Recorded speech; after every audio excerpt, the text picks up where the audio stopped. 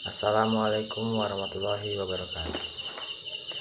Alhamdulillahirabbil alamin. Wassalatu wassalamu ala asrofil anbiya'i wal mursalin wa ala alihi washabihi ajmain. Amma ba'd. Pertama-tama, marilah kita panjatkan puji syukur kehadirat Allah Subhanahu wa taala yang mana telah memberi kita kesehatan supaya kita sanggup berpuasa sampai hari ini. Salawat serta salam tak lupa kita curah dan limpahkan kepada junjungan alam, yakni Habibana wa Nabiyana Muhammad SAW, yang mana telah membawa dari zaman jahiliyah menuju zaman yang terang benderang seperti kita rasakan saat ini. Baik, tak memanjangkan mukadimah, marilah kita memasuki kepada materi inti kita, yaitu sabar. Itu ada 3 tingkatan. Tingkatan pertama yaitu sabar menghadapi ujian. Wabashshirus shabirin, kata Allah dalam surat Al-Baqarah, yang artinya, sampaikanlah berita gembira kepada orang-orang yang sabar terhadap ujian. Nah, bagaimana tuh sabar terhadap ujian? Kalau kita ada ujian, kita tinggal bilang innalillahi wa inna ilaihi raji'un.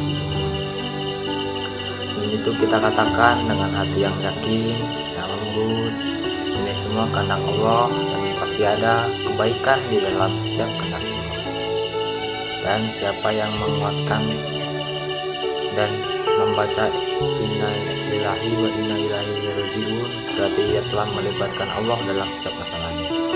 Jadi kata kunci atau password untuk melibatkan Allah dalam setiap masalah kita, yang pertama kita lakukan yaitu mengucapkan innalillahi wa inna ilaihi raji'un. Yang kedua yaitu sabar untuk meninggalkan dosa. Jadi meninggalkan dosa itu juga perlu sabar.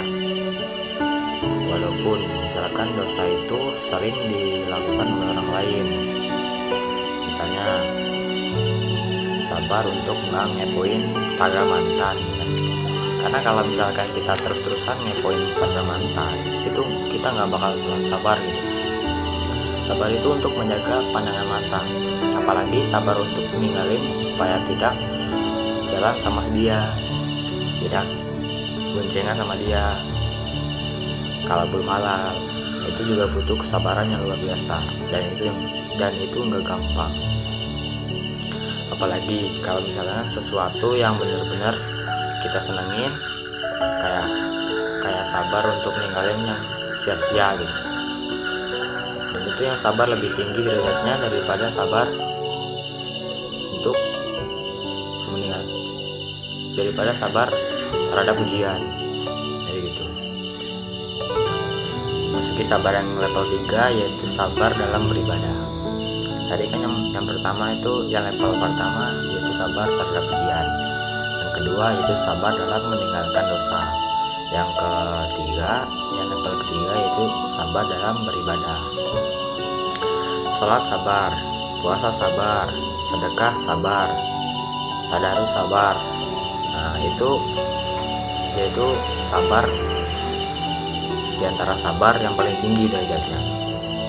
Tapi dari 3 sabar itu, misalkan kita hanya milih satu, yaitu sabar, misalnya saya milih sabar yang dalam beribadah.